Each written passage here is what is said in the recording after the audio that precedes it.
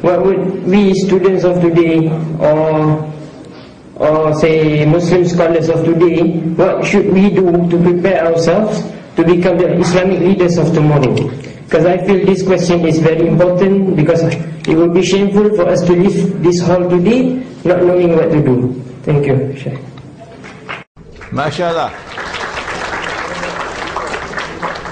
By all means study electricity and magnetism, and heat and light and sound, particularly heat, because I asked for some tepanasi, it wasn't panas at all. But in addition, you must begin the process of education with the Quran. The Quran must remain the foundation, the heart of your education all through. And you must end your process of education with the Quran when you're going down in the grave. All through your life, the Quran must be the supreme guide. And you cannot study the Quran, and you cannot understand the Quran without one who is sent to teach the Quran. He was not only sent to teach the Quran, he was sent to live the Quran. And that's Nabi Muhammad alayhi salatu wasalam.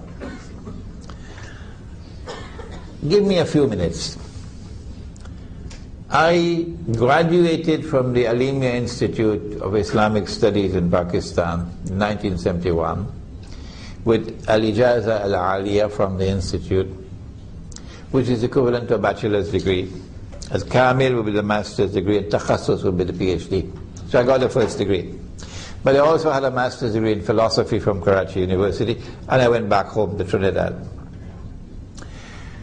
I applied for a job in the Foreign Service because my teacher said to me, I don't want your hand like this, I want your hand like this. I know the character of the Ummah today. You become the Imam of a masjid, you got to sing the tune, you got to dance to the tune that they sing. Huh? You lose your freedom.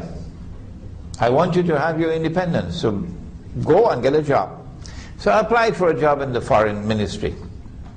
And they interviewed me. A battery of people with a psychologist and a diplomat and so on.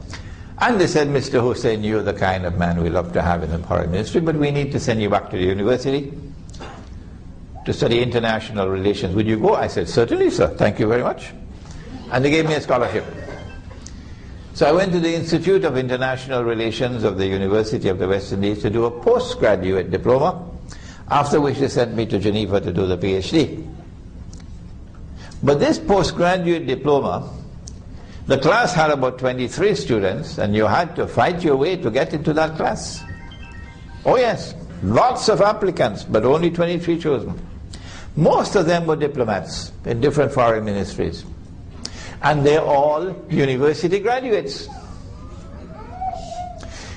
French universities, British, Canadian, American, and the University of the West Indies.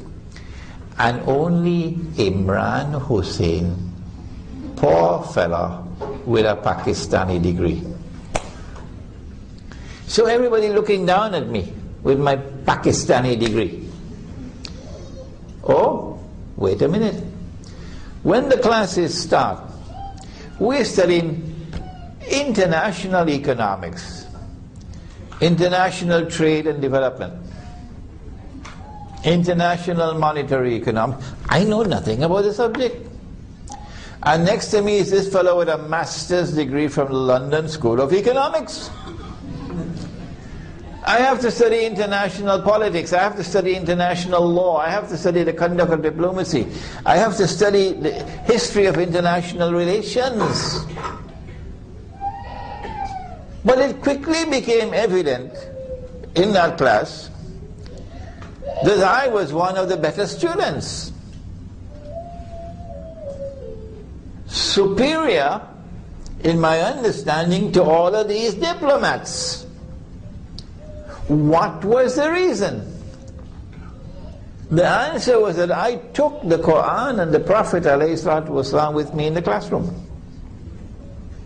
That's the answer. And my teacher gave to me the methodology with which I was able to apply the Quran to international monetary economics. As a result, I could write this book today.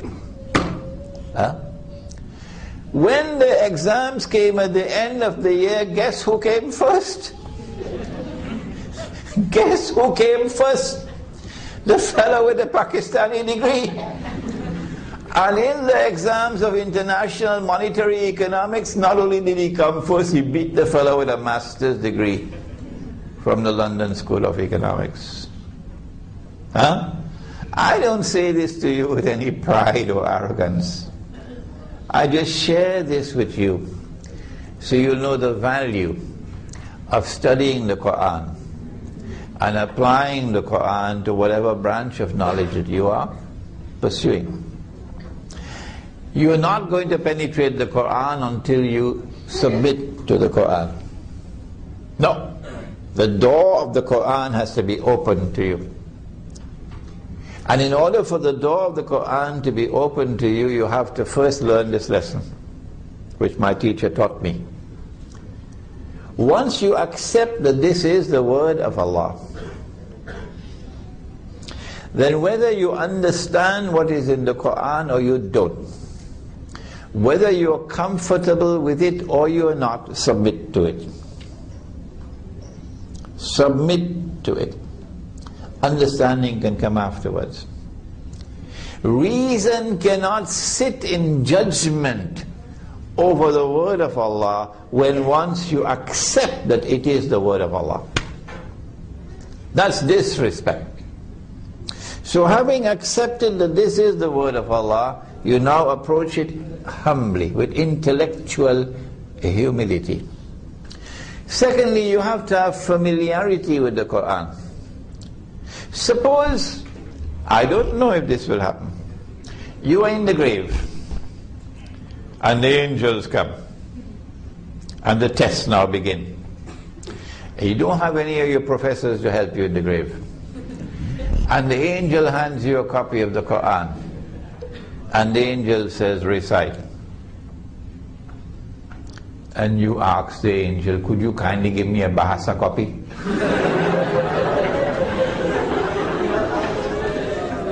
I can't read the Arabic.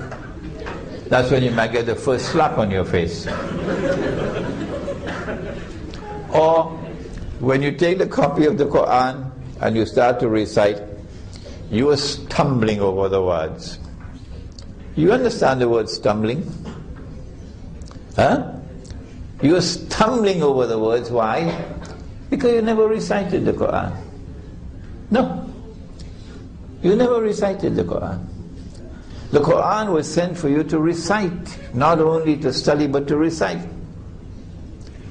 And so and how to recite the Quran? Answer, from cover to cover. That's the way to recite. Your grandfather used to do it before television came, and before the internet came, and before McDonald's hamburgers came. Your grandfather used to recite it, your grandmother used to recite it, and the best time to recite the Quran is in the morning.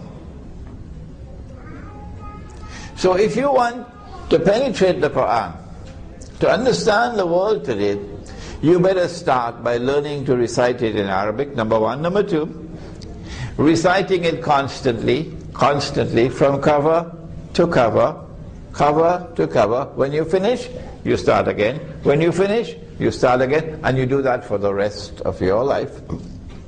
Okay?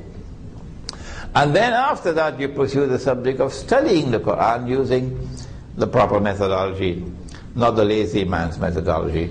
And may Allah bless your effort that you may get a chance to penetrate the Quran. The Quran may be able to explain to you the world today that you would never ever be able to understand without the Quran.